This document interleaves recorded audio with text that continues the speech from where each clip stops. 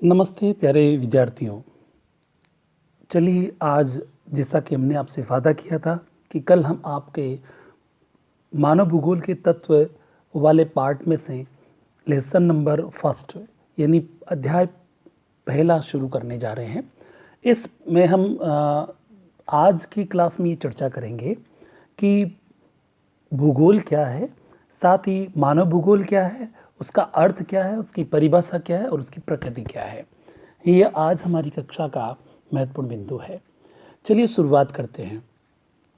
जैसा कि आपको जानकारी है कि जो भूगोल है उसको अंग्रेजी में ज्योग्राफी कहते हैं और ज्योग्राफी शब्द की उत्पत्ति कहाँ से हुई आपको बता देता हूँ।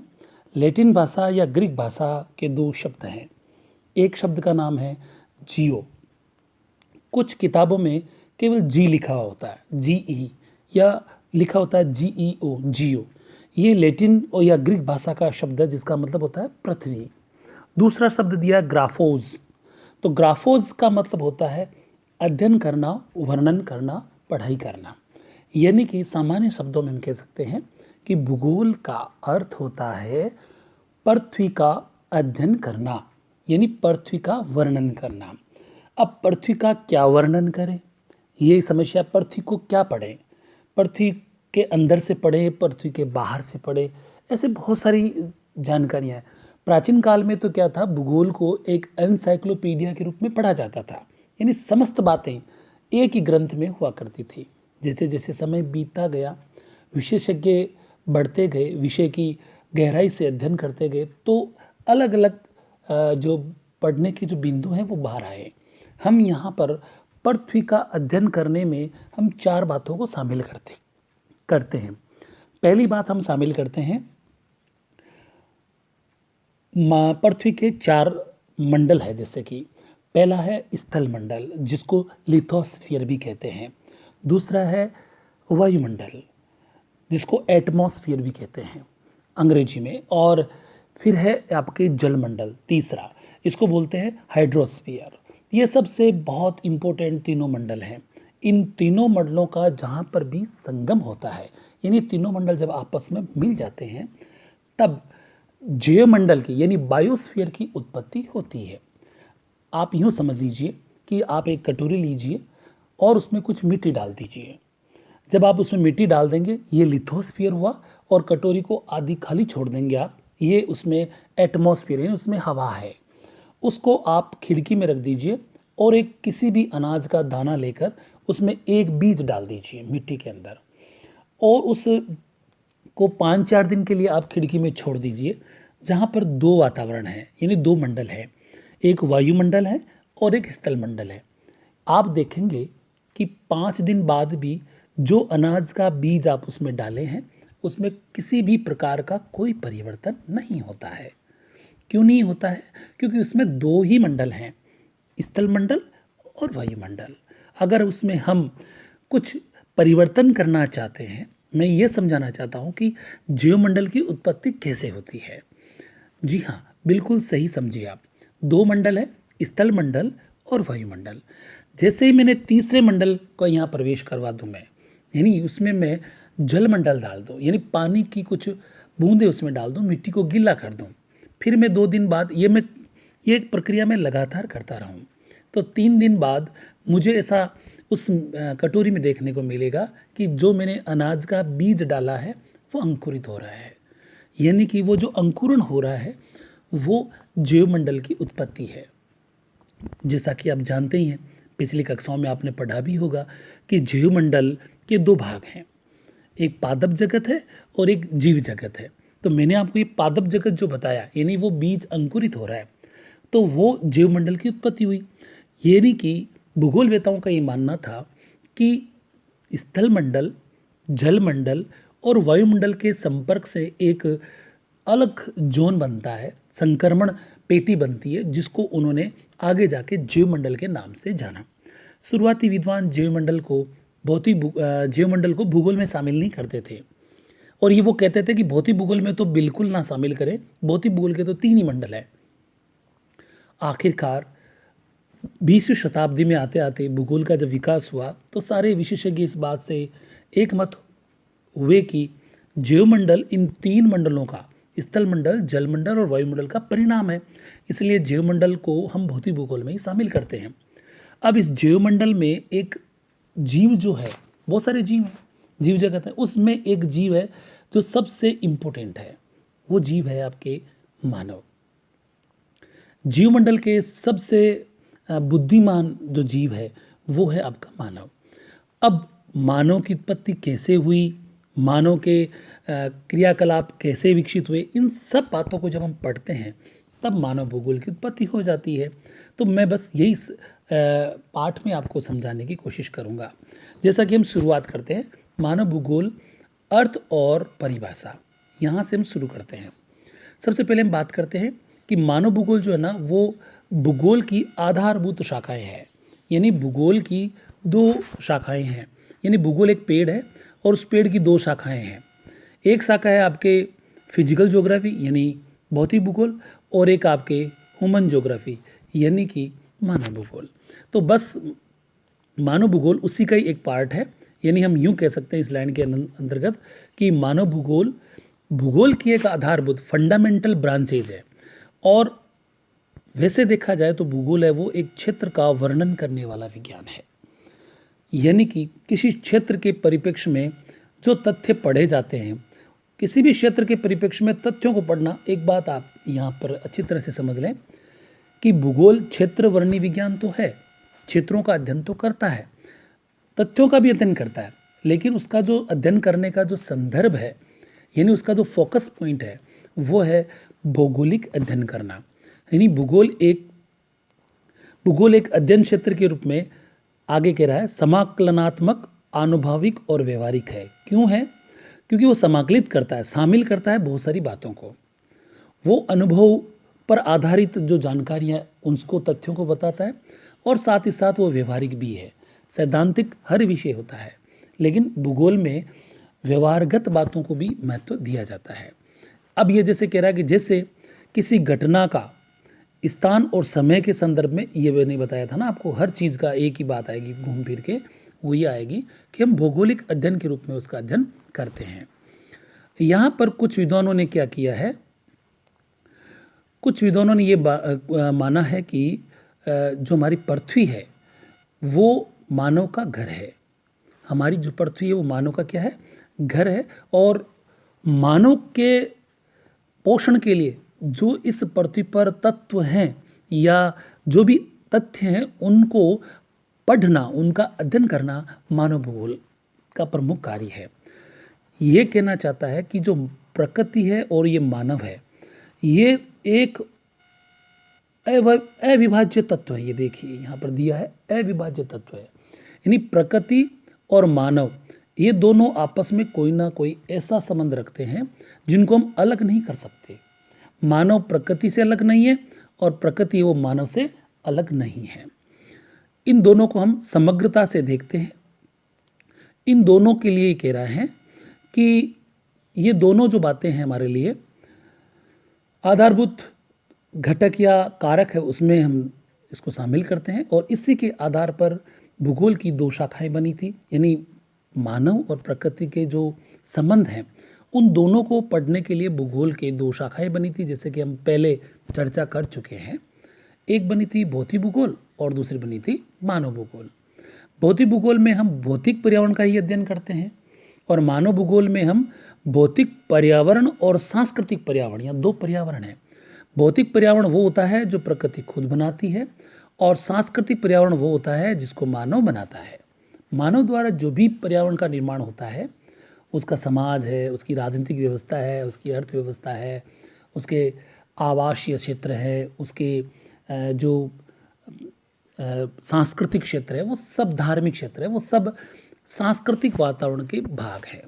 तो ये कहता है कि मानव भूगोल है वो भौतिक पर्यावरण और सांस्कृतिक पर्यावरण के बीच के जो संबंध हैं, उन संबंधों को और मानवीय परिघटनाओं के स्थानिक वितरण, स्थानिक मतलब लोकल डिस्ट्रीब्यूशन, कहाँ पर वो घटनाएं या मानव द्वारा कार्य किए जाते हैं किसी विशेष स्थान पर, और संसार के विभिन्न भागों में सामाजिक और आर्थिक भिन्नताओं का अध्ययन करता है। यहाँ वेरी इंपॉर्टेंट बात बताई गई है, सामाजिक और आर्थिक भिन्नता।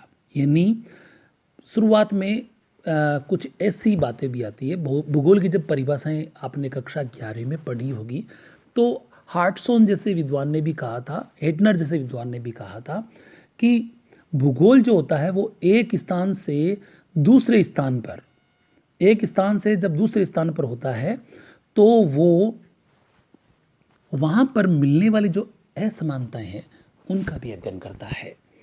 तो यहाँ पर ये कहता है भूगोल स्थानिक वितरण के साथ साथ दुनिया के कहाँ पर सामाजिक और आर्थिक जो संसाधन है या कार्य है या गतिविधियाँ हैं उनमें क्या क्या भिन्नता है, उस भिन्नता का अध्ययन भूगोल करता है।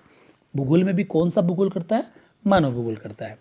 यानी कि यहाँ हम ये कह सकते हैं, दूसरे शब्दों में हम कह सकते हैं कि मानव भूगोल मानव वर्गों और उनके वातावरण की शक्तियों, प्रभावों और प्रतिक्रियाओं के पारस्परिक कार्यात्मक संबंधों का प्रादेशिक आधार है। ध्यान से सुनिए, ये कहना ये चाहता है, देखिए थोड़ा स्क्रीन पे मैं बता रहा हूँ आपको मार्किंग करके। मानव भूगोल क्या करता है? एक तो मानव वर्ग आ गया, जैसे कि हमने पहले पढ़ा था कि मानव और प्रकृति के बीच में जो संबंध है उसका अध्ययन मानव भूगोल करता है। तो उसी बात को यहाँ पर घुमा फिरा के कह रहा है कि मानव भूगोल मानव वर्ग यानी मानव खुद आ गया, और उसके वातावरण की शक्तियाँ यानी उसकी प्रकृति, और उन वातावरण की शक्तियों का मानव पर और मानव का प्रभाव प्रकृति पर क्या पड़ता है, और फिर उसकी प्रतिक्रिया क्या होती है।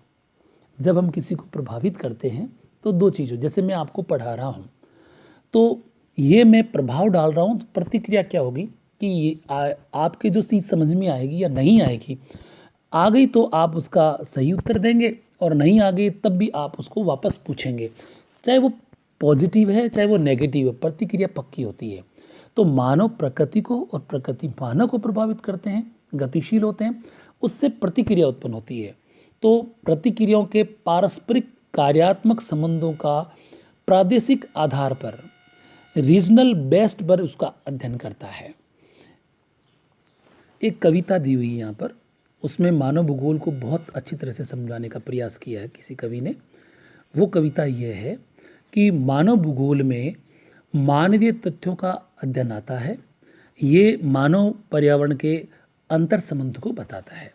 जैसे कि हम पहले ही बात कर चुके हैं कि मानव और पर्यावरण के बीच में क्या अंतर संबंध है, वो इसमें आ गया है। जैसे यहाँ कह रहे हैं वापस कि कृषि, पशुपालन, उद्योग, व्यवसाय किए जाते हैं, परिवहन, संचार, व्यापार इसके अंतर्गत आते हैं। ये मानव भूगोल का कार्य क्षेत्र भी कह सकते हैं इसको, ये कार्य क्षेत्र हो गया। अब मानव भूगोल का प्रादुर्भाव और विकास मोस्टली या मुख्य रूप से 18वीं शताब्दी से माना जाता है। हम यूं कहें तो मानव भूगोल की उत्पत्ति उसी दिन हो गई थी जब इस पृथ्वी के धरातल पर मानव की उत्पत्ति हो गई थी, लेकिन विषय के रूप में पढ़ने का जो कार्य है वो 18वीं शताब्दी के बाद शुरू हुआ। 18वीं शताब्दी में मान सकते हैं। जैसे कि हम कई बार कहते हैं कि भूगोल की उत्पत्ति कब हुई या भौतिक भूगोल की उत्पत्ति कब हुई, तो भूगोल की उत्पत्ति पृथ्वी के साथ हो गई और पृथ्वी के साथ ही भौतिक भूगोल की उत्पत्ति हो गई। उसी प्रकार से मानव उत्पत्ति के साथ मानव भूगोल बना, लेकिन विषय के रूप में अध्ययन करने का जो कार्य है या शुरुआत है वो 18वीं शताब्दी में हुई। उसका विकास भी उसी समय हुआ। समय के साथ साथ मानव और पर्यावरण के बीच के जो संबंध थे वो बदलते गए। आपने कई बार डायलॉग सुने होंगे कि परिवर्तन प्रकृति का नियम है। बिल्कुल सही बात। तो समय बीतता गया, मानव और पर्यावरण के संबंध है वो बदलते गए। कई विद्वानों ने ये बात कही अपने अपने दृष्टिकोण से कि मानव भूगोल के और पर्यावरण के यानी मानव और पर्यावरण के जो संबंध है वो बदलते गए। उसी संदर्भ में कई विद्वानों ने इसकी परिभाषाएं दी है। वो परिभाषाएं क्या है वो हम आज इसमें देखते हैं भी।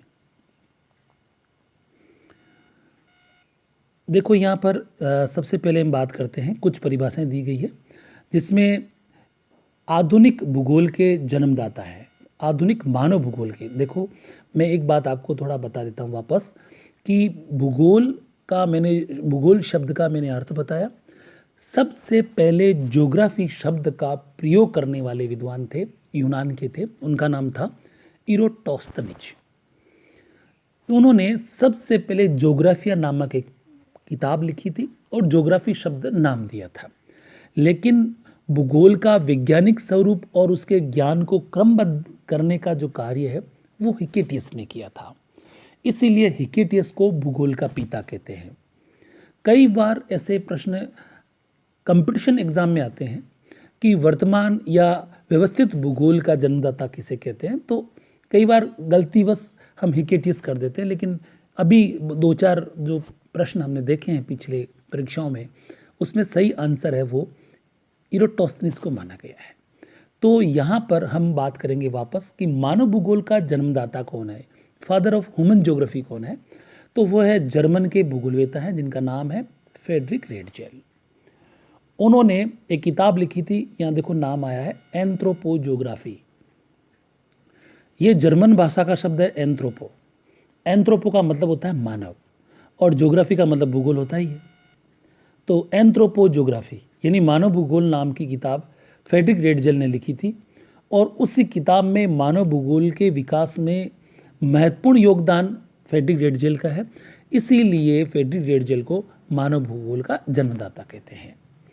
मानव भूगोल मानव समाजों, ये परिभाषा है रेडजेल की कि मानव भूगोल मानव समाजों और धरातल के बीच के संबंधों का संश्लेषित अध्ययन करता है, सिंथेसिस स्टडी करता है, ये कहना चाहता है। यानी आप इस परिभाषा को यूँ समझ सकते हो कि एक तरफ तो है मानव समाज और एक तरफ है धरातल। शुरुआती बात पर वापस ले जाता हूँ। सारी परिभाषाओं को पढ़ते वक्त हमें एक बात दिमाग में रखना है, वो ये रखना है कि मानव और प्रकृति यानी भौतिक वातावरण और सांस्कृतिक वातावरण के बीच में जो संबंध है वही हम बार बार पढ़ेंगे। और मानव भूगोल का प्रमुख कार्य यही है कि मानव और पर्यावरण के बीच में क्या संबंध है, इसको आपको समझाना है। तो उन्होंने इस परिभाषा में यही कहा, मानव समाज यानी मानव और धरातल के बीच संबंध, यानी धरातल क्या हो गया, प्राकृतिक भौतिक वातावरण, इनके बीच में जो संबंध है, रिलेशन है, उसका संश्लेषित अध्ययन करना ही मानव भूगोल कहलाता है। ये बात फ्रेडरिक रेडजेल ने कही थी। चलिए आगे की बात और करते हैं। यानी रेडजेल ने ये कहा था कि पार्थिव एकता पर इन्होंने जोर दिया। हालांकि जर्मन के लगभग सभी विद्वानों ने आपके जो पार्थिव एकता है उस पर बहुत ज़्यादा जोर दिया। अब कई बार कन्फ्यूजन हो जाता है कि पार्थिव एकता क्या है। यानी वो ये कहना चाहते हैं कि पृथ्वी के जितने भी तत्व हैं, एलिमेंट हैं, वो एक दूसरे से कनेक्टेड हैं, चाहे वो बायोटिक है यानी जैविक है, चाहे वो अबायोटिक है यानी अजैविक है। उदाहरण स्वरूप जैसे जल है, जल अजैविक है, और जीव जंतु और पेड़ पौधे ये सब क्या है, ये सब हैं आपके बायोटिक। जल अबायोटिक है और पेड़ पौधे जीव जंतु क्या हैं, बायोटिक। तो इनके बीच में अब बताओ, बिना पेड़ और जो पेड़ पौधे हैं या जीव जंतु क्या बिना पानी के रह सकते हैं, संभव ही नहीं। इन दोनों के बीच में रिलेशनशिप है। किसी एक तत्व को अगर आप नुकसान पहुंचाते हैं, ध्यान दीजिए, अगर आपने पेड़ पौधे काटे तो जल और बाकी जीवों के बीच में जो संबंध है वो बिगड़ जाएगा। पेड़ पौधों को काटोगे तो वाष्पोत्सर्जन क्रिया बंद हो जाएगी, और वाष्पोत्सर्जन क्रिया बंद हो जाएगी तो प्रकृति में जो आर्द्रता बढ़ती है, जिससे वर्षा वगैरह होती है, वो नहीं हो पाती। या पानी को आप प्रदूषित कर दोगे तो प्रदूषित पानी जब जीव जंतु या पेड़ पौधे लेंगे तो वो खत्म हो जाएंगे या बीमार हो जाएंगे। तो यहाँ पर पार्थिव एकता का संबंध यही है। हम्बोल्ट ने उन पर ज़्यादा जोर दिया था। मोस्टली उन्होंने ये बताया था कि पार्थिव एकता पर जोर का मतलब होता है कि पृथ्वी के प्रत्येक तत्व एकता के साथ, यानी एक जैसे मोतियों की माला होती है, मोती सारे अलग अलग होते हैं लेकिन उसमें एक धागा होता है, वो धागा एकता है। उन सब मोतियों की एकता वो धागा है। अगर आपने कहीं से भी धागे को तोड़ा तो सारे के सारे मोती बिखर जाएंगे। तो प्रकृति के जो तत्व हैं वो अलग अलग हैं और उसमें जो धागा है वही पार्थिव एकता है। जैसे ही धागा अगर कट जाता है तो पार्थिव एकता टूट जाती है, प्रकृति के प्रत्येक तत्व पर उसका विपरीत असर होता है। चलिए, ये बात हम कर रहे थे इसकी रेड जेल की। अब आगे हम परिभाषाओं में बात कर लेते हैं। रेड जेल की एक प्रमुख शिष्या है, नाम है कुमारी एलिन चर्चिल सेम्पल, या सैंपल के नाम से फेमस है। ये अमेरिका की है, ये अमेरिका की है, भूगोलवेत्ता है। और बढ़िया बात यह है कि ये रेड जेल की परम शिष्या है। इन्होंने एक किताब लिखी थी, भौगोलिक वातावरण के प्रभाव। इनकी किताब का नाम है भौगोलिक वातावरण के प्रभाव। उस किताब में इन्होंने मानव भूगोल की परिभाषा दी और मेरे हिसाब से वो बहुत ही शानदार परिभाषा है। उन्होंने परिभाषा ये दी थी कि मानव भूगोल क्या है, तो उन्होंने कहा इस पृथ्वी पर चंचल मानव है। मानव बड़ा चंचल है और वो अस्थायी पृथ्वी पर रहता है। तो चंचल मानव और अस्थायी पृथ्वी, क्योंकि पृथ्वी भी स्थायी नहीं है, वो भी अपने धुरी पर घूर्णन करती है और घूर्णन करते करते सूर्य के चारों ओर परिक्रमा भी करती है। तो पृथ्वी भी अस्थायी है। तो अस्थायी पृथ्वी है और उस पर रहने वाला मानव चंचल है, वो भी एक जगह नहीं टिकता। तो इन दोनों के बीच में संबंध है, पारस्परिक संबंध, और वो संबंध चेंजेबल है, यानी परिवर्तनशील है। परिवर्तनशील संबंधों को जब हम पढ़ते हैं तो उसको हम मानव भूगोल की संज्ञा देते हैं। ये बात इन्होंने कही है कुमारी सेम्पल ने। कुमारी सेम्पल के बारे में एक चीज़ और बता देता हूँ साथ में, आगे हालांकि इसी जो अध्याय हम पढ़ रहे हैं इसी में आगे आएगी एक विचारधारा आएगी, नियतिवाद या निश्चयवाद, और उसके बाद संभववाद, और लास्ट में आया था नवनिश्चयवाद। लेकिन यहाँ मैं थोड़ा सा ही जिक्र करना चाहूँगा, जो एलिन चर्चिल सेम्पल या सैंपल जो है वो नियतिवाद यानी नियतिवाद के जो प्रवर्तक हैं वो रेड जेल हैं। रेड जेल से पहले भी विद्वान थे, लेकिन रेड जेल ने एक तरह से इसकी वकालत की है नियतिवाद की। नियतिवाद की कट्टर समर्थक बन गई थी ये कुमारी सेम्पल। क्यों बन गई थी कि ये अपने गुरु की इस विचारधारा को आगे बढ़ा रही थी। इनके गुरु अभी आपको मैंने बताया था फ्रेडरिक रेड जेल हैं, जो जर्मनी के हैं। तो ये कट्टर समर्थक थी नियतिवाद की। नियतिवाद क्या है उस पर अभी मैं चर्चा नहीं करके आगे बताऊंगा आपको। फिर भी उनकी परिभाषा ये कह रहा है, नियतिवाद पर ज़्यादा फोकस करती है, यानी कि हमने भी पढ़ा था चंचल मानव और अस्थायी पृथ्वी के पारस्परिक परिवर्तनशील संबंधों का अध्ययन करना मानव भूगोल कहलाता है। तो उन्होंने ये कहा कि इसमें प्रकृति जो है वो ज़्यादा प्रभावशाली होती है और मानव उसका अनुकरण करने वाला होता है। मानव अपने विकास की प्राथमिक अवस्था में से ही एक्टिव रहा है, सक्रिय रहा है। उसके सारे जो कार्य हैं मानव के वो वातावरण से प्रभावित है। बात वहीं आ गई। कुमारी सेम्पल ये कहती है कि मानव जिस धरती पर आया था उस दिन से वो चंचल था, एक जगह बैठा नहीं था, कुछ ना कुछ वो करता रहा। जब वो कुछ ना कुछ करता रहा, ये उसकी चंचलता है। और पृथ्वी अस्थायी है, यानी पर्यावरण में भी परिवर्तन हो रहा था। तो पर्यावरण में या वातावरण में जो परिवर्तन हो रहा था वो मानव के समस्त कार्यों को प्रभावित कर रहा था। यानी मानव को जहाँ उपजाऊ भूमि मिली वहाँ पर उसने कृषि कार्य शुरू कर दिया। जहाँ पर उसको उन्नत ग्रासलैंड यानी घास के मैदान मिले वहाँ पर उसने पशुचारण शुरू कर दिया। उसको बहुत बड़ा जंगल मिला जहाँ पर बहुत सारे उसको जानवर मिले, तो उसने आखेट करना क्या कर दिया, शुरू कर दिया। तो कुल मिला के जहाँ उसको तालाब मिला तो वहाँ उसने मत्स्य पालन शुरू कर दिया। तो इस तरह से पेड़ पौधे मिले तो उनको पेड़ पौधों को लकड़ी काटने वाला काम शुरू कर दिया। कहीं उसको पत्थरों की आवश्यकता हुई तो उसने खनन कार्य यानी माइनिंग का काम शुरू कर दिया। तो मानव के समस्त कार्य जो है वो वातावरण से प्रभावित होते हैं। बिना वातावरण के मानव कोई कार्य कर नहीं पाता, ये नियतिवादी वाले मानते हैं और उसकी कट्टर समर्थक ये कुमारी सेम्पल है। चलिए आगे की हम बात करते हैं परिभाषाओं के दौर में। अब हमारे पास एक विद्वान आ गया है, ये भी एक क्रांतिकारी विद्वान है, नाम है विडाल डी ला ब्लांस। ये फ्रांस के प्रसिद्ध भूगोलवेत्ता है और मानव भूगोल के वेत्ता बड़े इंपॉर्टेंट है। इन्होंने भी एक, मैं बात कर रहा था नियतिवाद की, यानी नियतिवाद के जो प्रवर्तक है वो हैं आपके रेड जेल, लेकिन यहाँ पर संभववाद के जो प्रवर्तक है या नींव डालने वाले हैं वो आपके ब्लांस। ये क्या चीज़ है ये भी हम आगे पढ़ेंगे, अभी इतनी ही बात पढ़ते हैं। इनकी परिभाषा बड़ी इंपॉर्टेंट है, उसको देखते हैं। इन्होंने ये कहा मानव भूगोल क्या है, इन्होंने ये कहा पृथ्वी और मानव के पारस्परिक संबंध, यानी पृथ्वी प्रकृति और मानव पारस्परिक संबंध को एक नया विचार देता है। वो नया विचार क्या है वो हम पढ़ते हैं। नया विचार देता है, और नए विचार में क्या कहते हैं वो ये कहते हैं कि जिसमें पृथ्वी को नियंत्रित करने वाले भौतिक नियम। अब पृथ्वी को कंट्रोल करने वाले भौतिक नियम है, तो आपके ये दिमाग में आता होगा कि ये कौन से नियम है जो पृथ्वी को नियंत्रित करते हैं। बिल्कुल भौतिक नियम होते हैं। जैसे पृथ्वी अपने धुरी पर घूर्णन कर रही है, गोल गोल घूम रही है, 23 घंटे और 56 मिनट और 4 सेकंड में वो अपना पूरा घूर्णन कार्य कर लेती है।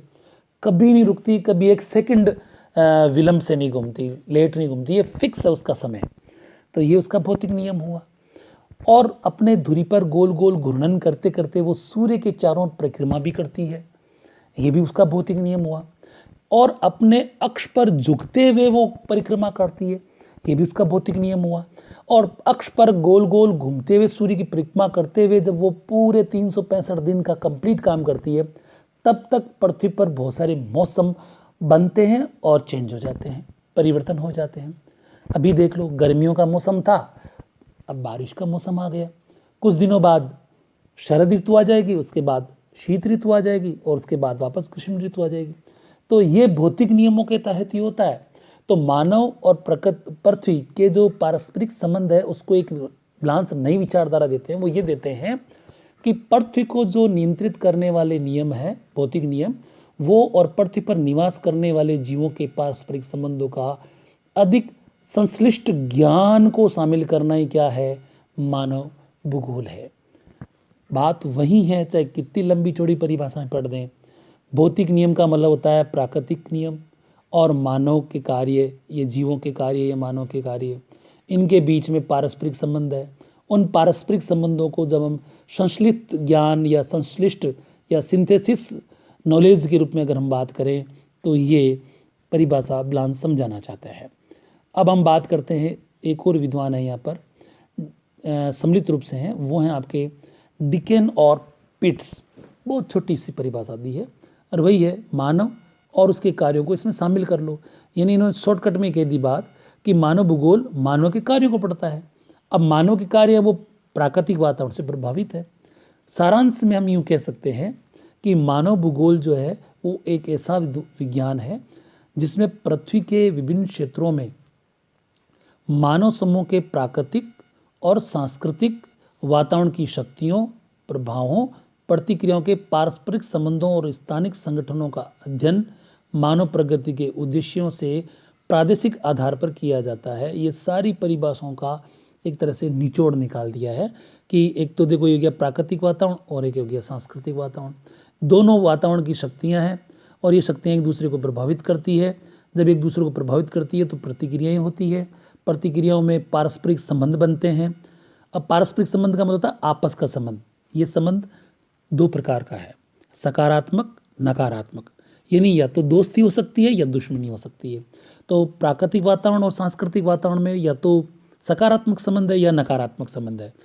तो शुरुआत में तो सकारात्मक ही था, बाद में जाके जैसे जैसे मानव स्वार्थी होता गया, संबंध बिगड़ते गए। उस तरह से प्रकृति की अभी वर्तमान में बिल्कुल नकारात्मक संबंध है। इसलिए आप देखते हैं कि अभी कोविड-19 चल रहा है, ये प्रकृति के साथ किया गया खिलवाड़ है। और भूकंप आ रहे हैं, और आपके जंगलों में आग लग रही है। जहाँ कहीं पर देखो, आप टेलीविज़न देखते होंगे या न्यूज़पेपर पढ़ते होंगे, बहुत सारी बरसात हो रही है, बाढ़ की स्थिति बनी हुई है, लैंडस्लाइड हो रहे हैं। ये प्रकृति के साथ मानव का जो स्वार्थी संबंध है उसके परिणाम है। चलिए इन बातों से निकलते हैं, आगे चलते हैं। ये हमने बातें करी इसकी आपके परिभाषाओं की। मुझे उम्मीद है आपको परिभाषाएं अच्छी लगी होगी। आप मुझे कमेंट करके इसको बात को बता सकते हैं कि आपकी कौन सी बात समझ में आई या नहीं आई। एक बार हम फिर आपको बता देंगे अगली कक्षा में। चलिए बात करते हैं, इस कक्षा का आखिरी बिंदु लेते हैं आज, मानव भूगोल की प्रकृति। मैं यहाँ समझा देना चाहता हूँ आपको, कई बार कन्फ्यूजन होता है कि ये प्रकृति क्या है। प्रकृति का मतलब यहाँ पर एक शब्द है स्वभाव। कई बार हम कहते हैं ना कि वो जो आदमी है या वो जो सर है या वो मैडम है, उनकी उनका नेचर अच्छा है या उनका नेचर खराब है। ये नेचर शब्द है, यही प्रकृति है यहाँ पर। तो यहाँ पर हम वही बात करेंगे कि मानव भूगोल का स्वभाव क्या है, मानव भूगोल की प्रकृति क्या है, यही हम बात करेंगे। तो यहाँ पर एक विद्वान है, ये भी फ्रांस के हैं और विडा लीला ब्लांस के प्रमुख शिष्य हैं। जैसे रेडजेल की प्रमुख शिष्या कुमारी सेम्पल है, उसी प्रकार से ब्लांस के प्रमुख शिष्यों में नाम आता है जिम ब्रोन्स का। ये भी संभववाद के कट्टर समर्थक हैं। इन्होंने एक परिभाषा के माध्यम से भूगोल और मानव भूगोल के प्रकृति को समझाने की कोशिश की है। जैसे इन्होंने एक कहा कि जैसे अर्थशास्त्री या अर्थशास्त्र जो होता है उसका जो संबंध है, रिलेशन है, वो कीमतों से होता है। भूगर्भ शास्त्र का जो संबंध है वो पृथ्वी की आंतरिक संरचना या चट्टानों से होता है। वनस्पति शास्त्र का जो संबंध होता है वो पेड़ पौधों से होता है। और मानवाचार विज्ञान यानी एंथ्रोपोलॉजी जो है उसका संबंध जातियों प्रजातियों पर होता है। ठीक उसी प्रकार इतिहास का जो संबंध है वो समय से होता है। तो भूगोल का संबंध क्या होगा, तो वो कह रहे हैं उसी प्रकार भूगोल का केंद्र बिंदु यानी भूगोल का जो संबंध है वो स्थान से है, जिसमें कुछ प्रश्न है कहाँ और कैसे या कहाँ और क्यों। इन प्रश्नों का उत्तर देने का जब प्रयास किया जाता है तो हम भूगोल को समझ लेते हैं। ये भूगोल का स्वभाव का पता चल जाता है। इन चीज़ों से उन्होंने समझाया। अब यहाँ एक और बात वो समझा रहे हैं साथ ही साथ कि पृथ्वी पर जो आपको मानव के द्वारा बनाए गए दृश्य दिखाई देते हैं, जैसा कि मैंने अभी आपको बताया था कि पृथ्वी पर दो वातावरण है। एक प्राकृतिक वातावरण है जो प्रकृति के द्वारा बनाया गया है, जिसमें आपके पर्वत आ गए, पठार आ गए, मैदान आ गई, नदियाँ आ गई, झरने आ गए, झीलें आ गई।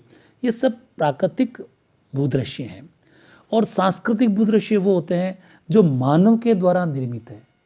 तो सांस्कृतिक भूदृश्य जैसे भवन है, सड़क है, बांध है, रेल मार्ग है, परिवहन के साधन है, ये समस्त जो बातें हैं ये मानव द्वारा निर्मित है और इन्हीं कोई सांस्कृतिक भूदृश्यों के नाम से जानते हैं।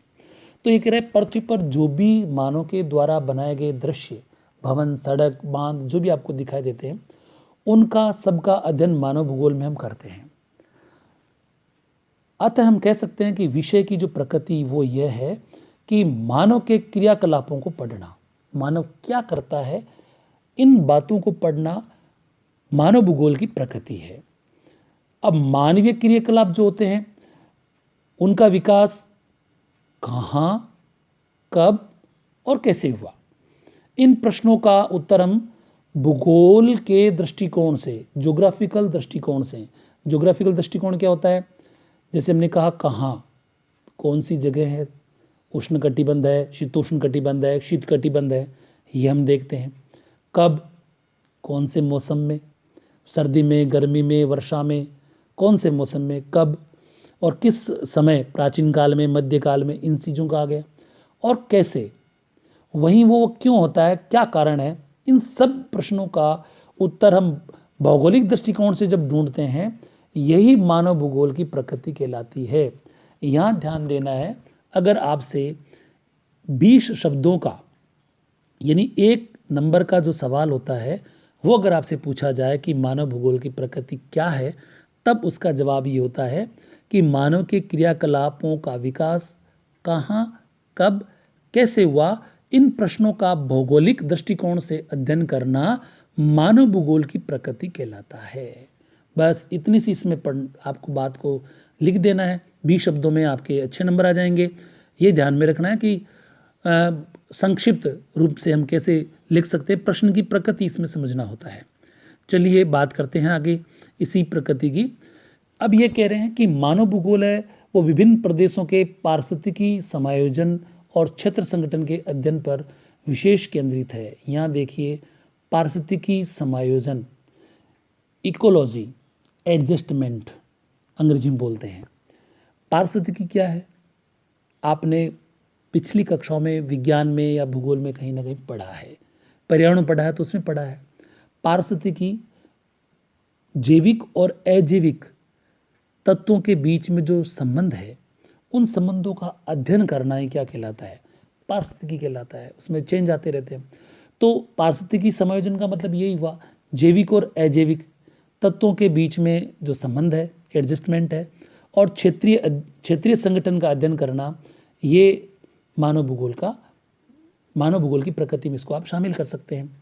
मानव भूगोल में ये विश्लेषण किया जाता है कि पृथ्वी के किसी क्षेत्र में रहने वाला मानव समूह अपने जैविक, आर्थिक, सामाजिक, सांस्कृतिक विकास के लिए वातावरण का उपयोग किस प्रकार करता है और वातावरण में क्या क्या बदलाव लाता है। मतलब मानव भूगोल की प्रकृति में इस बात पर विशेष जोर दिया जाता है कि पृथ्वी के किसी क्षेत्र में जो मानव रह रहा है उसका वहाँ पे जैविक रूप से, मतलब उसका जो जैविक वातावरण है, उसकी जो शरीर की बनावट है वो किस प्रकार की वहाँ पर है, वो क्या अपनी उदर पूर्ति के लिए, जीवन निर्वाह के लिए क्या करता है, उसके सामाजिक संबंध किस प्रकार के हैं और किस प्रकार से उसका सांस्कृतिक विकास हुआ है। इन बातों का, वातावरण का उपयोग वो किस प्रकार करता है इन बातों के लिए, इन सब का अध्ययन करना मानव भूगोल की प्रकृति में शामिल कर लेते हैं हम इन बातों को। आगे बात करते हैं कि मानव भूगोल जनसंख्या, प्रदेशों और संसाधनों की व्यू रचना करता है। मानव भूगोल सिंपल सी बात है, मानव को पढ़ता है तो मानव जो होता है उसकी संख्या होती है, तो वो जनसंख्या है, किसी प्रदेश में रहता है, उस प्रदेश के संसाधनों को काम में लेता है, तो उसके लिए वो क्या रणनीति बनाता है, इसका अध्ययन करना मानव भूगोल की प्रकृति कहलाता है। अब यहाँ देखिए, मानव अपने पर्यावरण के अनुसार क्रियाकलापों व रहन सहन में अनुकूलन, रूपांतरण और समायोजन करता है। यहाँ पर एक बात ध्यान दीजिए, 3 बातें आई है, अनुकूलन, रूपांतरण और समायोजन। जब मानव प्रकृति में आया, प्रकृति ने उसको प्रभावित किया, तो वो शुरुआत में जब ज्ञानवान नहीं था या वो कोशिश करता रहा कि मैं अपने आप को प्रकृति के अनुकूल बनाऊं। जब उसकी अनुकूलन की सीमाएं समाप्त हो गई तो उसने उसमें मॉडिफिकेशन यानी बदलाव करना, रूपांतरण करना उसने शुरू कर दिया। जब उसने अनुकूलन और रूपांतरण करना सीख लिया, इसका मतलब उसने प्राकृतिक वातावरण में अपने आप को समायोजित करना भी सीख लिया। यानी मानव भूगोल ने मानव को ये समझाया कि आपको पर्यावरण के अनुसार ही कार्य करना है, रहना है और अनुकूलन करना है। अगर आपको कोई असुविधा हो तो उसमें आप बदलाव कर सकते हो, कुल मिला के आपको समायोजन करना है। इस प्रकार हम देखते हैं कि मानव भूगोल क्षेत्र विशेष में समय के साथ मानव और वातावरण के सभी जटिल तथ्यों के पारस्परिक संबंधों का अध्ययन मानव को केंद्र में रखकर उसका करता है। कुल मिला के मानव की प्रकृति में हम कुछ बातों को यूँ समझ सकते हैं। पहली प्रकृति तो यह है कि मानव के समस्त क्रियाकलापों का अध्ययन जो भौगोलिक वातावरण से प्रभावित है उसका अध्ययन किया जाता है। फिर मानव जो रहता है इस पृथ्वी पर, वो किस प्रदेश में रहता है और संसाधनों को किस तरह से काम में लेता है, उसकी क्या रणनीति बनाता है, उनका अध्ययन इसमें किया जाता है। साथ ही साथ मानव पर्यावरण के अनुसार अपने क्रियाकलाप करते हुए अनुकूलन, रूपांतरण और समायोजन किस प्रकार करता है, इन सब बातों का अध्ययन करना मानव भूगोल की प्रकृति है। चाहे कुछ भी पढ़ लें, पृथ्वी के धरातल पर भौतिक नियम पढ़ लें, सांस्कृतिक विकास पढ़ लें, लेकिन जो पढ़ें, मानव भूगोल की प्रकृति यह है कि वो अध्ययन का केंद्र बिंदु है, वो मानव को मानेगा। चलिए दोस्तों, आज हमारा यहीं पर ये टॉपिक रोकते हैं। अपन मानव भूगोल, मैंने आपको आज की जो कक्षा में बात बताई वो बताई, एक तो भूगोल का अर्थ, एक मैंने बताया आपको मानव भूगोल का अर्थ और परिभाषा, और मानव भूगोल की प्रकृति। ये 3 बातें हमने इसमें आज शामिल की। कैसा लगा ये वीडियो आपको, मुझे ज़रूर कमेंट बॉक्स में लिखकर बताना। साथ ही साथ आपके जितने भी 12वीं कक्षा के पढ़ने वाले जो विद्यार्थी हैं, उनको ये हमारा जो चैनल है वो आप शेयर कीजिए। आप स्वयं भी सब्सक्राइब करिए और आइकन बेल को दबाइए, ताकि जो नए नए वीडियो बनते जाएंगे मैं रोज़ इसमें वीडियो डालता जाऊंगा। साथ ही साथ मानव भूगोल के अलावा मैं कक्षा 11वीं का जो भूगोल की किताब है उसके भी 2 पार्ट हैं, भौतिक भूगोल के सिद्धांत और भारत का भौतिक पर्यावरण या भारत का भूगोल के नाम से, वो भी मैं चंद ही दिनों बाद उसको भी शुरू करने जा रहा हूँ। साथ ही साथ जो कंपटीशन की तैयारी करने वाले स्टूडेंट हैं उनके लिए भी मैं 10 तारीख से शुरू करने जा रहा हूँ राजस्थान का भूगोल, और उसके बाद राजस्थान जीके कंप्लीट मैं आपको करवाऊँगा। राजस्थान का इतिहास, राजस्थान की संस्कृति और राजस्थान की राज व्यवस्था वगैरह सब राजस्थान का जीके हम कंप्लीट करवाएंगे। तो कंपटीशन की तैयारी करने वाले स्टूडेंट भी और कक्षा 11वीं और 12वीं के भूगोल के जो विद्यार्थी हैं वो इसको चैनल को सब्सक्राइब जरूर करें, अपने दोस्तों को शेयर करें। जितने ज़्यादा सब्सक्राइबर बढ़ेंगे हमारा हौसला बढ़ेगा, हमारा काम करने का जज्बा बढ़ेगा, हमें उम्मीद बढ़ेगी कि हमने बेहतर काम किया है। और मुझे विश्वास है कि आप ज़रूर इसको सब्सक्राइब करेंगे और आगे से आगे आप लोगों को शेयर करेंगे। धन्यवाद।